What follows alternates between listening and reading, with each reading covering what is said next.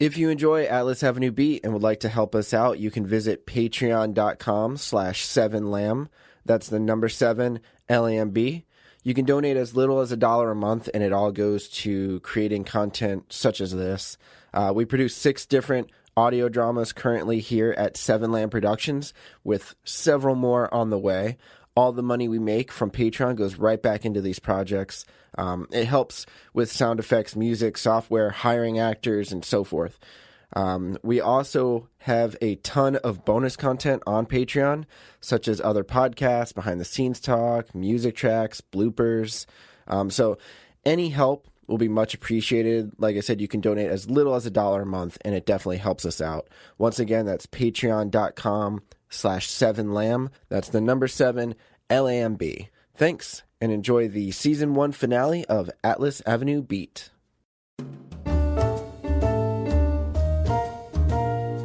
7 Lamb Productions presents Atlas Avenue Beat. Case 1, The Silver Casket. Part 12, The Gold Coins.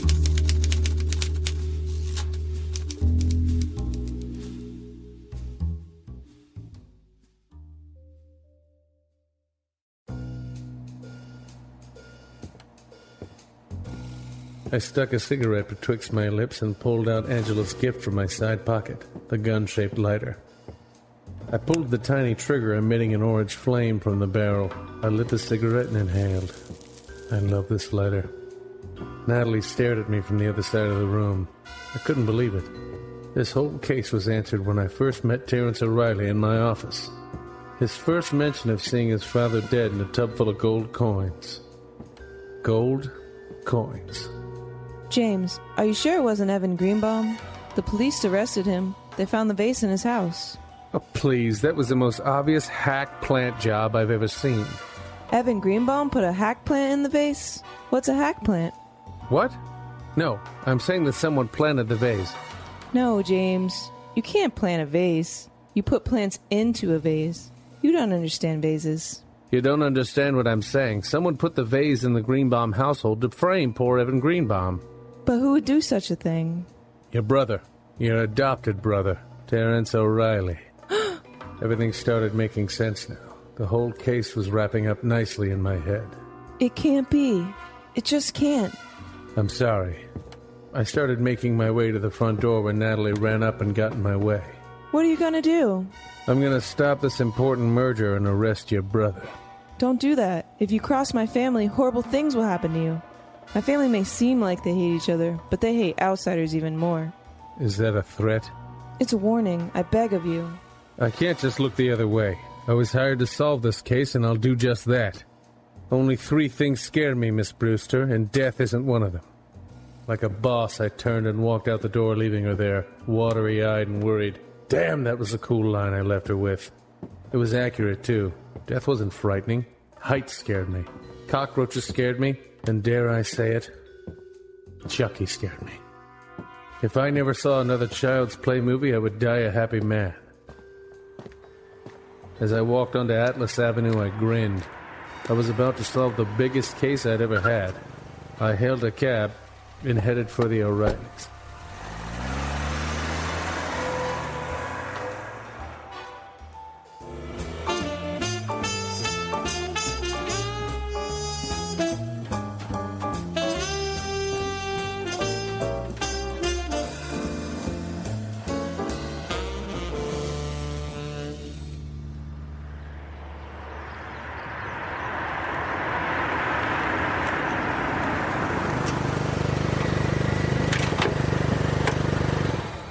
I reached the O'Reillys at 11:30 precisely.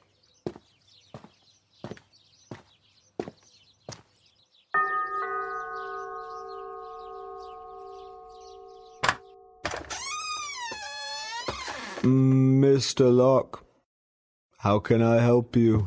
I pushed past Butler and went into the main hall. Peter O'Reilly was stumbling down a central staircase with some blonde bimbo attached to his arm. Well, look who it is, Mr. Frock. That's Locke. Not even noon and you're already drunk. Well, it's like that old country saying that my sister taught me. Drink, drink, drink alcohol. Hey, drink some more alcohol. I've heard a lot of your sister's old country sayings, and even though they are often dumb and irrelevant, it's hard for me to believe that what you just said is one of them. Mock me all you want, Mr. Croc, but I'm not the one who reeks of scotch. What's he doing here? Catherine O'Reilly approached from the east wing. We are not answering any more of your stupid questions. I don't need you to. I need to speak to Terrence. Anything you would have to say would be inconsequential. Define inconsequential. No time. Where's Terrence? Butler? Master Terrence O'Reilly has left for the day.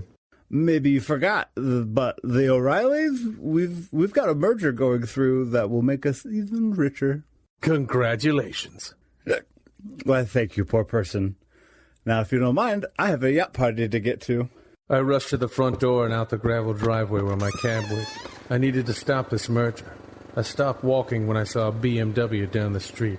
2 kids on bikes sped in front of it, making the car brake suddenly. The back window rolled down and Terrence leaned out and shouted at the kids. I quickly jumped into the cab. Quick, follow that car.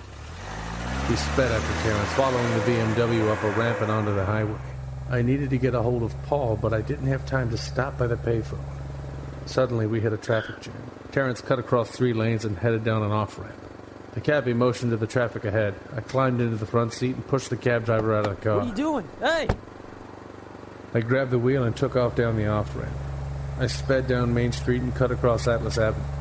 I couldn't tell if Terrence knew he was being followed until I hit the intersection of 3rd and Bartlett, and his car increased in speed. Crap, an unmarked police car got behind me, lights flashing. I didn't know what to do. I couldn't let him get away. I couldn't let the merger go through. Pull over your vehicle! Shit. I slowed to the side of the road as I saw Terrence's car disappear around the bend.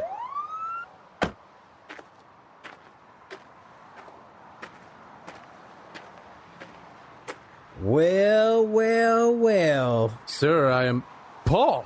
Jesus, St. Louis and Carlton Jr. Jimmy Jong, I didn't know that was you. When did you start driving taxis? Getting out of the PI business finally? No, I'm actually in a high-speed pursuit. We were wrong. Wrong about the O'Reillys. Evan Greenbaum was framed. It turns out that Terrence O'Reilly was the Slow down there, Jimmy Jong. That's a lot of information. Let's take care of one thing at a time. License and registration, please. What? Jimmy Jong, you were speeding like a maniac. 56 in a 35. You're writing me a ticket? That's not your job. Well, since the injury, they decided to put me back on the beat for a while until I fully healed. I still got a wrap on my ankle. Paul, I'm trying to tell you why I was speeding. I know, and it seems really important, so let's just take care of this little ticket. God damn it, he got away! We'll catch him. Now, license and registration, please. I can't believe this.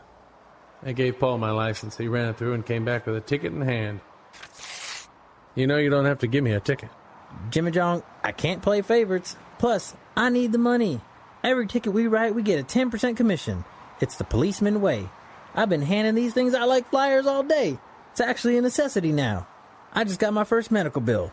The sprained ankle was nothing, but with the amount of tranquilizer they injected me, I owe a fortune. We are strapped for money. And my little Rebecca's birthday's coming up, and I gotta get her something nice. So I gotta ask you a question, Jimmy Jong. You mind if me and the missus borrow some dough? You know I'm holding a speeding ticket you gave me. Jimmy Jong, it's not very becoming of a person to brag about stuff they can hold, especially when someone near them can't use their hands in the same way. You hurt your ankle, not your hand. Oh, shit. That's right. Well, you still shouldn't brag. You're missing the point, Paul. Come on, Jimmy Jong. Don't you want my little darling Rebecca to have a birthday she always wanted?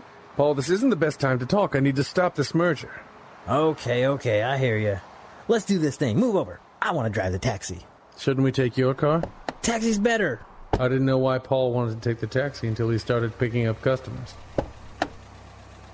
Where to, pal? 75th and Jules, please. Paul, we don't have time for this. But I need the money. I'll help you out with that, but can we concentrate on the O'Reilly case right now? After Paul dropped off a young couple at the museum and overcharged them $20, we headed for the large corporate office of Captain Kitten's Litter downtown. Paul parked the taxicab on the sidewalk and we ran up through the rotating doors. We headed up to the front desk. My name is James Locke. I need to know where the Captain Kittens and Sailor Snake's Reptiles farm merger is taking place. Oh, no, not you again. Oh, shit. Barry? Listen, I don't want any trouble. Then just tell us where the merger's taking place. It's on the 12th floor. You can't go there because it's restricted. We're going. Nope, you're not allowed. Barry, I don't have the fucking time for your antics. Yeah, you piece of shit. Let us go. Hey, I'm just doing my job. You son of a bitch, this is important business. Don't be a fucking asshole, Barry. Is there a problem here? No. There is. Are you a supervisor? I am. My friend and I are here on official police business, and your desk clerk won't let us through. Barry, is this true? They didn't tell me this was official police business. And if he doesn't let us through, a murderer may go free. Do you want that, Barry? Do you want a murderer to go free, you piece of shit? I think he wants that. I can't believe this. I hired a guy who likes murderers? What? No. I hired this asshole 2 days ago. Boy, was that the wrong thing to do. Poor judgment on my part. You know what, Barry? Take a fucking hike. What? You're fired, Barry. Yeah, nail that son of a bitch. Again? Again this is happening? Get out of here, Barry. No one likes you. Yeah, you're the worst person I ever fucking met. You fucking hate you, Barry. Wait, guys. Barry, come back here. Why? You're not really fired. I overreacted. Really? I'm so relieved. I'm glad because I really need this job. Just kidding. Of course you're fired. Get the fuck out of here, Barry. Nice one. Did you see how he was happy for a moment? I did. I'm glad he's not happy anymore. Should I trick him again? I can call him back over. Now we got work to do, plus I don't want to see his ugly face again. Right? What a ugly little shit. After we got Barry fired once again, we headed to the elevator. The supervisor led us up to the 12th floor and to the doors of the meeting room. We were just about to enter when the doors flung open and a bunch of suited men came out jabbering to one another. They did not seem happy. Paul and I waded through the large group of men looking for Terrence. One man caught my eye, but not because I recognized him. I was looking at the back of his head. The thing that sparked my interest was what was on top of his head. A nice plaid fedora. It was the nicest fedora I'd ever seen. The man entered the elevator, and a moment later the doors were shut. If I had more time, I would have asked where he got such an extraordinary hat. The rest of the men dispersed, and I could see Terrence at the far end of the meeting room. I got this, Paul. I walked past the long oval table and up to Terrence. He looked up from his open binder, an arched eyebrow, a quizzical look. Mr. Locke, what are you doing here? You know, Mr. O'Reilly, I find it funny. What? The whole charade. Hiring me to find a ghost. I didn't hire you to find no ghosts. But there is this wisp. I was hoping you'd look into it. Not a literal ghost, just a man you made up. A murderer. I'm not sure I follow, Mr. Locke. Maybe this'll help. Gold coins. I have no idea what you're talking about. Then let me fill you in by explaining what exactly happened the night your father was murdered. It was 5:30 in the morning and your father was getting ready for his morning coin bath. He filled the tub with a bunch of silver coins and hopped in. As he bathed in his money like Scrooge McDuck, you came sliding in through the window. You used the scaffold outside to climb up to the second-story window. The work lights, which were often left on, allowed you to see. The work lights gave off a certain glow, making the silver coins appear gold. This is why you slipped up on several occasions, calling the coins gold, not silver. Your mother knew the correct answer, but not you. You were your father's favorite and knew that if he died, you'd take over the family business. You also hired Vendel and Carter to take care of me as a way of stalling my progress until the merger could go through. You're wrong. You planted a vase in the Greenbaum household so you could pin the murder on Evan Greenbaum. You said it nicely by exposed windows, allowing me and the police a clear view. I don't know where the vase was. I just heard about it. From whom? My brother, Peter. Likely story. Your father didn't want the merger to go through. I read his journal entries. He was against it. But now with him out of the way, you could complete... No, the merger didn't go through. Bullshit. I saw a bunch of suited guys with paperwork, and this isn't Congress. What?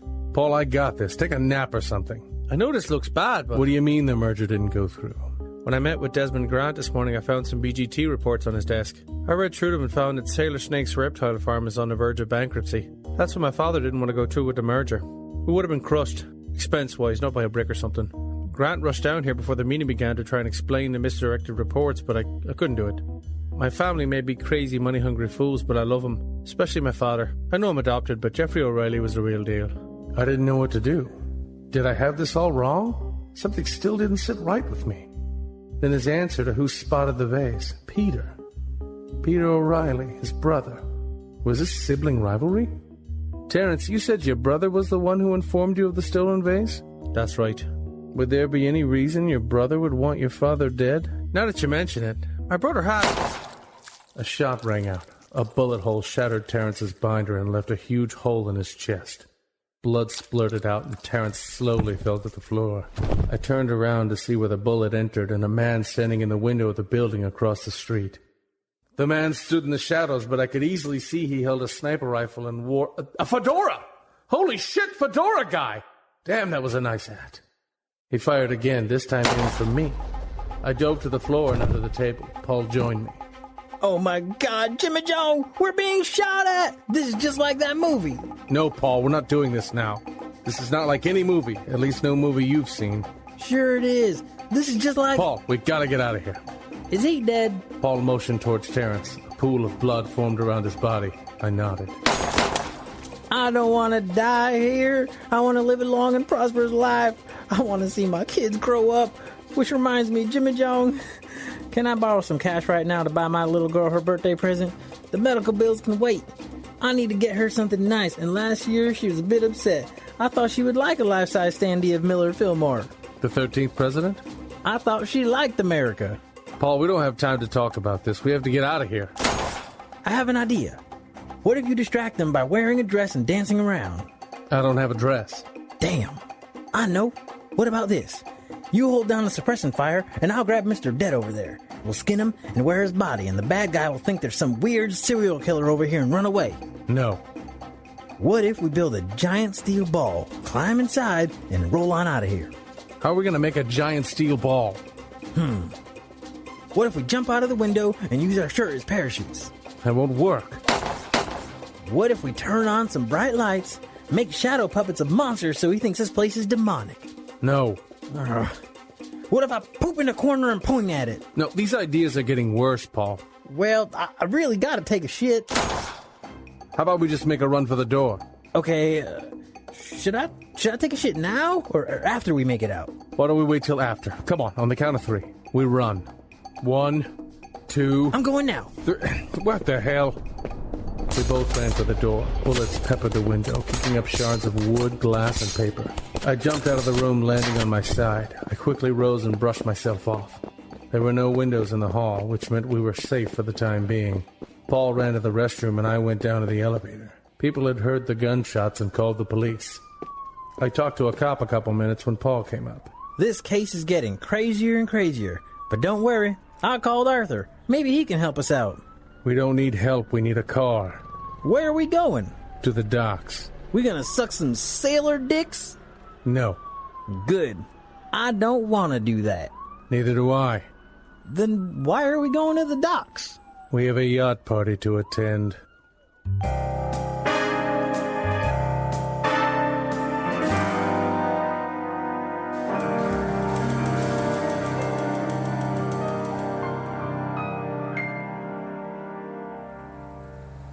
The police searched the building across from Captain Kitten's litter but found nothing but spent shells. While forensics took care of that, Paul and I headed for the Kenneth Heights Yacht Club, which was on the other side of the city and situated on the large Gander Lake. Paul told Arthur to meet us there, which he did. All I'm saying, Jimmy John, is that I need maybe a total of $100 right now. I can't afford to give my daughter something she hates again. Don't tell anyone, but she kind of scares me. I told you she's possessed. Again with the ownership? Not what I mean. We met Arthur outside the yacht club entrance. It's no good. We can't get in. Arthur? Big Jimbo, you just had to go and solve this case right, didn't you? You're upset that I'm actually making things right? We don't know that you're right. It's all speculation. It's better than just arresting someone without proper evidence. Hey, that guy had a vase. Jimmy John, King Arthur, let's relax. Why can't we get inside? Party is a couple's party. We need dates, otherwise we'll have to crash it. But then they'll know we're cops. I got an idea. No camo pants. All right, new idea. I'll call Lorraine. Jimmy John, you call Angela. And Arthur, You can stay out here and keep watch, because he has no one. No one that loves him anyway. I could get a date. Angela won't work. I have no way of getting a hold of her. Ha! Locke's got no one either. Actually, I do have someone. Fuck! After Paul called his wife and told her to dress provocatively, I had him call the office. 30 minutes later, Lorraine and Edith, my one-of-a-kind secretary, showed up. Lorraine wore a sparkling gold gown, and Edith wore a fabulous red sequin dress. Arthur, feeling left out, drove off and came back with his date. Here she is. This is Daphne. Arthur walked up with a tan blow-up doll with wide eyes and a wider mouth. That will never work. No one will notice. I blew her up just to the right amount and plugged all her holes. Was she losing air? No, I mean I fucked her. That's nice. Okay, team, let's do this. Put on your party face. Make sure it's not your ugly one, Lorraine. Okay, honey. You guys make a great couple. The party was booming. We walked up to the on-ramp where the bouncer stood. Good afternoon. Are you all on the list? Yeah, we are. The name's... Smith. Smitherine 2. Smitherine 2. Party of 6? Sure. Smitherine? You couldn't pick a more common name? You could have stopped at Smith. Yeah, but that would have been too obvious. You could have went with Johnson, Williams, Brown, Miller, Davis. Smitherine isn't even a name. I'm not seeing a Smitherine 2. I see a Smith, Party of 6, and a Miller, a Johnson, a Williams, even a Davis and Brown Party of 6, but no Smitherine 2. God damn it, Paul. I got this, Mr. J. Edith walked up to the burly man and shook her cleavage. She began flirting with the man, laughing and touching his shoulder gently. The rest of us backed off and waited. Suddenly, Edith and the bouncer walked off down to the dock and around a small boathouse. It's clear. Let's go. The group ran up the ramp, but I held back. I should go check on Edith, make sure she's okay. Just then she came running up. Let's go, Mr. J. What happened? I bashed him in the fucking head. No, Edith, tell me you didn't kill him. I didn't. I just knocked his fucking head and pushed him into the water. But he could drown. No, I pushed him in face up. Oh, okay. We ran up the ramp and entered into one of the craziest parties I'd ever seen. The deck was littered with condoms and cocaine. Paul ran up to me, powder on his nose. Jimmy Jones, this party is fucking great. I mean, really great. Come on the boat, and I'm just, having all these great ideas. Just like before, like taking a shit in a corner, but this one's better. Maybe we can open up a shop together. Yes, you and I, definitely go into business together. We can call it Jimmy Jones. Or not. Maybe not. It could be anything. We could sell guns, like a gun shop. Or maybe deck chairs. I don't care. Anything. I can sell fucking loofahs door to door. You goddamn it, it's the best day of my life. In all seriousness, we need to seriously go to business together. Seriously. We were on the boat for half a minute and Paul was already high. I grabbed Edith around the waist and led her to the bow where a dance floor was laid out. People bumped and grinded on each other as strobe lights flashed. It was only 4 o'clock in the afternoon. If they were partying this hard now, I couldn't imagine what it would be like around midnight. Mr. J, I'm so glad you invited me to this party. I was so goddamn bored at work. Edith, you do realize this isn't a real party, right? Oh my god, are all these people fucking robots? No. Who's fucking a robot? No one. Actually, Jim, I did see someone fucking a coffee machine inside. See? At least my date has a face. Guys, we have to find Peter O'Reilly. Let's spread out. Edith and I will walk around up here. Paul, you and Lorraine check out the upper decks. I ain't checking out any dicks. Decks. Oh, gotcha. And Arthur, you and Blow-Up Doll head downstairs. She has a name. Sorry, you and Daphne head downstairs. Okay, let's do this. Edith and I walked through the dance party. Women were taking ecstasy, guys were snorting coke. Money was being thrown in the air, like they just did not care. Rich people. We reached the back of the ship, or the stern for the layperson. We discovered a massive orgy. Mr. J, what kind of fucking party did you bring me to? I told you, Edith, we're here to find Peter O'Reilly. What's so special about him? I thought that shitty case was over. Turns out it's not. We had it all wrong until now. We need to find him, but I don't see anything out here. Let's see if we can find the others. We headed inside and downstairs. Most of the rooms were locked. People littered the halls, drunk and heaving. A man approached me. Pardon me, sir. Who is your missus? This is Edith Dietrich, my secretary. Too much information. Just needed a first name. May I make you an offer? $15,000 to do your lady friend in the booty. Holy shit! What? No, get out of here. But Mr. J, that's a lot of fucking money. We have a job to do. Edith smiled at me and wrapped her arms around my arm. It was a lot of money, but we had to finish this job. I hope she didn't think more into it. I wasn't jealous, of course. She could have sex with whoever she wanted. We turned a corner to find a door wide open and walking inside to find Arthur making love to his balloon. Oh, yeah, Daphne. Oh, God, I love you. Oh, yeah, give it to me, girl. Oh, Daphne. Oh, Daphne. Oh, Jesus, Arthur.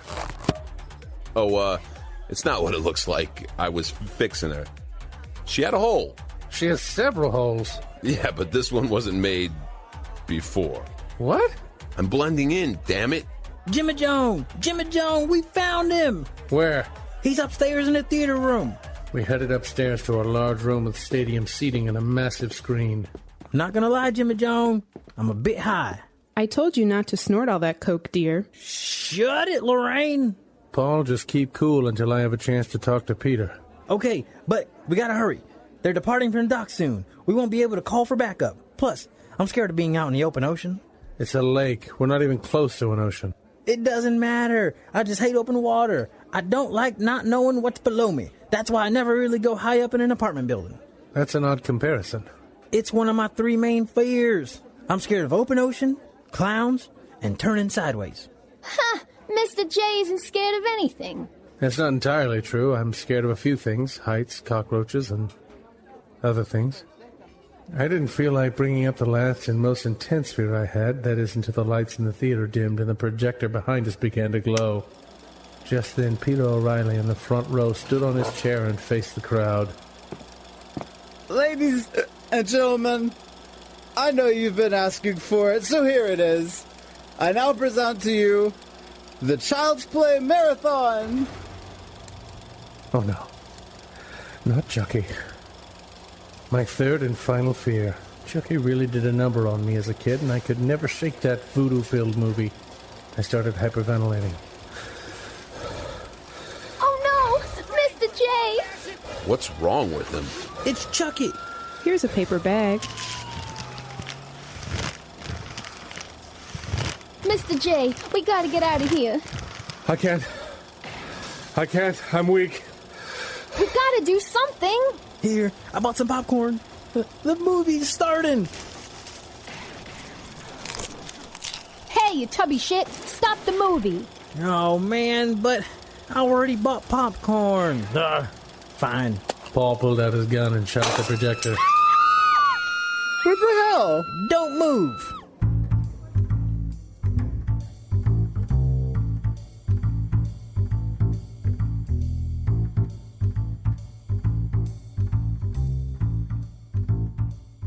After I calmed down, we headed for Peter's office. Lorraine, Edith, and Daphne waited outside. Okay, Mr. O'Reilly, you know why we're here. Mr. Cock, I haven't a clue. I didn't invite any poor people. We didn't come for the party. We came for you. Okay. I walked around the office and stopped when I reached the wall of fedoras, sitting neatly on hooks. Each fedora was made with perfection. These are nice. Where'd you get them? They're not mine. Oh, they just happened to be on your yacht. This isn't my boat. Whose boat is this? Suddenly the boat rocked and we stumbled a bit. The boat was leaving the dock. Peter, noticing our sea legs, took the opportunity to run. He jumped out the window. He's getting away! We rushed out the room to find him jumping into the lower deck, then over the side. He swam to a small speedboat still tied to the dock. Lorraine, Edith, and Daphne ran over to us. He got away! Not yet, he didn't. I took a deep breath and jumped.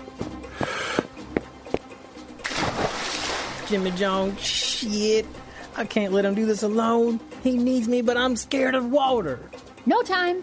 I turned around to see Edith jump into the water. Hey! Let him go, Paul. We'll go to the captain, get the force, and... You do that, and get my wife to safety. But, honey... Shut up, Lorraine. Now, quick. Someone get me a life vest. I don't see any, honey bun. Lorraine, this is not a time for food. Shit. Here, use Daphne. Ew, her bottom's all wet. You dunk her in some water already? Yeah, that's it. That's what I did. Here goes nothing.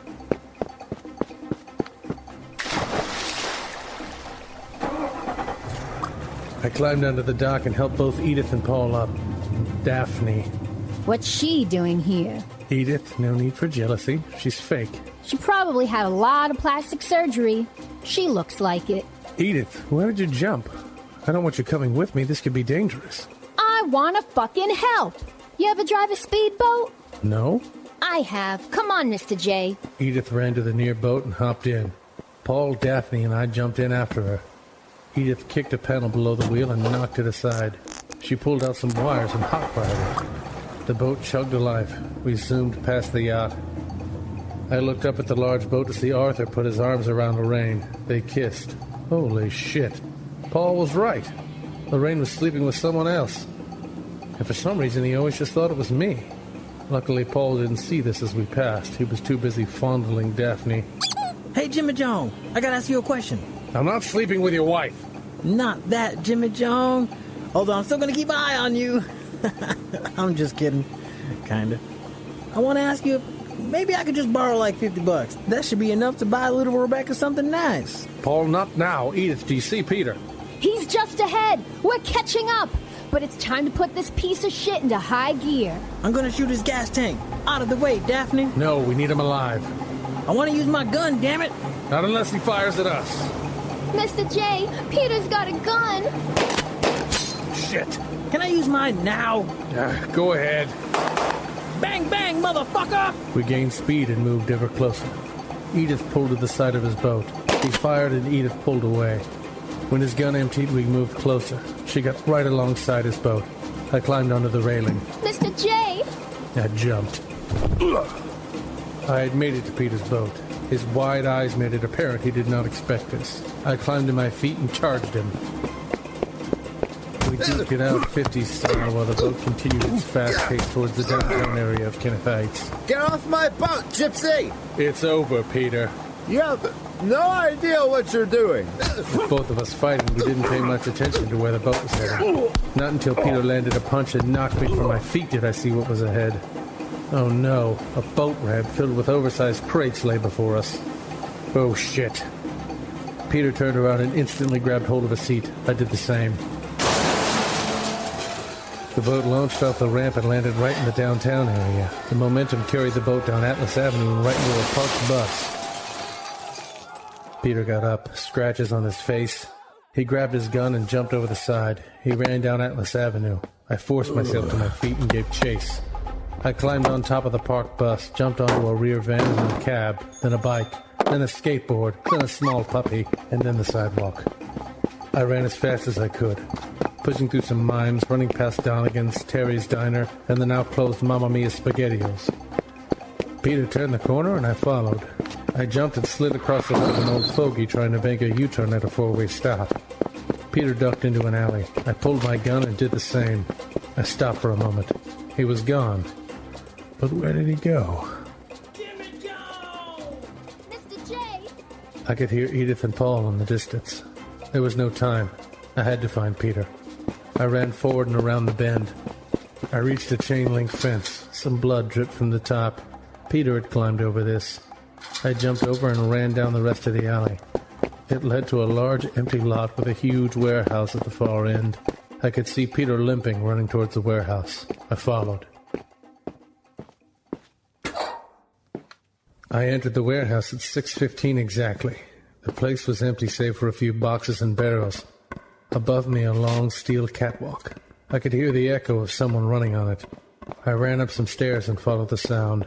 I made it to a small room. I saw the shadow of a man on the wall. I jumped around the corner, gun raised. Stop! Peter, trying to open an exit door, turned around slowly. Drop the gun. Bravo, Mr. Sack. Locke. And it's over. I would have gotten away with it if it wasn't for you and your friends and your pesky blow-up doll. You weren't going to get away with anything. You didn't even know it was me. You thought it was my brother. Ah, dumb policeman. I'm a PI. Don't you spell in front of me. Let me ask you one question. Why? Why? Money, of course. Money. Always money. Was it worth killing your brother? Adopted brother, and I don't know. I didn't kill Terrence. I saw the fedoras on the boat. I told you, that wasn't my boat. Then who? Me. I turned around to see Desmond Grant. Tall, fairly shaped, stubble on his chin, wearing one of the most finely made fedoras I'd ever seen. Damn! I needed to know where he bought his hats. Desmond fucking Grant. How did he know my middle name?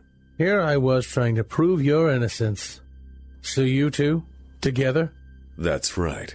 Now drop your gun. But how? Ha! You think I'm going to fall for that old villain routine? Explain how I did everything just so you can escape, and then arrest me with the knowledge I so willingly gave you? What if I said please? All right. I may be a villain, but I applaud niceties. Have a seat. I sat on a rusted barrel. I killed old man Geoffery because I had to. You did it for the money? No. Revenge. I used to work for Sailor Snake's reptile farm before working for Geoffery and his kitten litter company. Stephen Snake fired me. Was that his real name? No, he changed it. It used to be Stephen Anaconda. Right. That bastard fired me for no good reason. Then I get hired by Geoffery only to find him getting ready to let me go. You know, cutbacks and all. I wasn't about to go back to living on the streets. So I offered this idea, a merger. Geoffery loved it, a way to expand. Little did he know that I knew that Stephen Snake's company was going under. The merger would kill both companies. Drain them. There never was any money. So you'd be fine with living on the streets if it meant that both the companies you used to work for fell? That's right. Wait, so there's no money? There is now. Since the merger didn't go through, the O'Reilly company will remain stocked. But I'm fine with it. Sailor Snakes will go bankrupt. Geoffery O'Reilly is dead, and now Peter is in control of Captain Kitten. So, Peter, it's time to start transferring that money to an offshore account. We'll leave the rest of your family bone dry. I don't know if I like that. Who's Andrew Gardman? Vendel gave me the name Andrew Gardman. Andrew Gardman is actually Andrew Topple, or is it Andrew Fedora? He changes his name often. He worked at the precinct as a guard man. It's a false name. He played middleman. I hired Vendel and Carter through him. I needed to get you off this case. Too bad they failed. But I was trying to get you out of jail. I didn't need you to. If inebriated Peter here didn't forget to plant the vase in the Greenbaum household sooner, I would have been freed last week. Sorry about that. So all for revenge. One more question. Hurry, we're running out of time. Where did you get that kick-ass fedora? I'll never tell. Really? That's where you draw the line? We can't have everyone wearing fedoras like this. They'll lose their uniqueness. Just a clue. No. You really are a villainous asshole. Tell me, Mr. Locke, have you ever heard the story of the frog and the scorpion? Yes, the frog ran the race nice and steady and ended up winning. The scorpion got all cocky because he was faster, but ended up losing. No, wrong animals. Did the scorpion threaten to huff and puff and then blow down the three froggies' homes? No, shut up. I'll tell it. A scorpion asks a frog to carry him across a river. The frog doesn't want to do it because he's afraid of being stung. The scorpion reasons that if he stung the frog, they would both drown. The frog then agrees and carries the scorpion on his back. Halfway across the river, the scorpion stings the frog. The frog asks why, and the scorpion points out that this is its true nature. So you're saying an asshole is always an asshole? Basically. Where did you get the hat? Are we done here? I hope you're happy with all that money. Well, it could be more. Hell, you know what? Maybe I'll just take it all. What? Just then, Desmond shot Peter square in the chest. Peter stumbled and fell to the ground. There. Now the only loose end left is you. Any last words, Mr. Locke? Jimmy Jones, you in here? Mr. J, where the hell are you? Desmond turned around, startled by the shouts. I saw my chance. I reached down, grabbed a broken piece of wood, and chucked it. It knocked the gun from Desmond's hand. Rather than going for my gun, I charged Desmond. We wrestled to the ground. I reached for the gun, but exposed my side. Desmond landed a shot right to the kidney. I rolled on my side, hurt. Desmond started crawling for his gun. I crawled after him, grabbed his leg and pulled. We both reached for the gun, and in the skirmish ended up knocking him out of the room and off the catwalk. It fell to the first floor. I grabbed Desmond's collar and shoved him down hard. I then scrambled for my gun. I could see Desmond out of the corner of my eye. He crawled for Peter's gun. We both reached our guns simultaneously. I spun around and aimed at his chest. I pulled the trigger and a tiny flame sputtered out of the barrel. What the? That's when I noticed it. My finger felt way too snug in the trigger guard. I hadn't noticed before. I pulled out Angela's gift, the gun-shaped lighter. A huge grin was plastered on Desmond's face. Well, this was it. He held up his gun, pointed it at my chest, and fired. It didn't quite hurt. It was more of a shock. I could feel the bullet enter my body and slowly fell to my knees. Desmond gave me a short salute and took off through the exit door. Just then Edith, Paul, and Daphne ran into the room. Jimmy Jong! Oh no! All three of them knelt beside me. Well, Daphne didn't kneel, but that's because she didn't have knees. He's been fucking shot! I couldn't talk. Everything was getting blurry. With the gun lighter in my hand, I couldn't help but think about Angela and how I was missing her birthday dinner. What would she think when I wound up dead? Edith got on her cell phone. Paul shimmied over to me and slid Daphne under my head. Hang in there, Jimmy Jong. Quick, call an ambulance. Here you go, buddy. Rest on her airy bosom. My life started flashing before my eyes. Being a baby in Gulfport, Mississippi. Being raised in a small town with 2 school-teaching parents. Going on my first date. Attending Hancock North Central. Playing football with friends and getting better at playing football. Gaining a scholarship and playing quarterback. Playing for the Falcons, the Packers. Almost retiring, but playing for Minnesota instead. Sending that girl a dick pic. Yeah, wait a second. This wasn't my life, it was Brett Favre's. Why the hell was I picturing his life? Dying is weird. Jimmy Jong, I know this isn't the best time, but let me just get this. Paul reached into my back pocket and pulled out my wallet. I'm just going to take some money now, and you can give me more when you get better. Okay, Jimmy Jong? Jimmy Jong? Things got dark. Darker. And then pitch black. And everything went silent.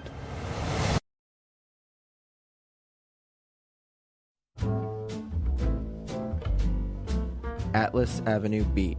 Written by Robert M. Lamb. Edited by Dylan Whitehead. Starring Jack Austin as Locke, Amy LeRae as Edith, Jose Caraballo as Paul, Brian Messick as Arthur, Shannon McCarthy as Lorraine, Megan Austin as Angela. Co-starring Amber Simpson, April Cadmus Marsh, Nick Engelhard, Lucas Webley, Adam Jetmore, Robert M. Lamb, Jenny Bailey, Matthew Manning, Dylan Whitehead, Gene Lamb, Justin Stewart, and Ricky Lehner. Music provided by Kevin MacLeod of Incompetech.com. If you enjoy this podcast, don't forget to rate and review on iTunes.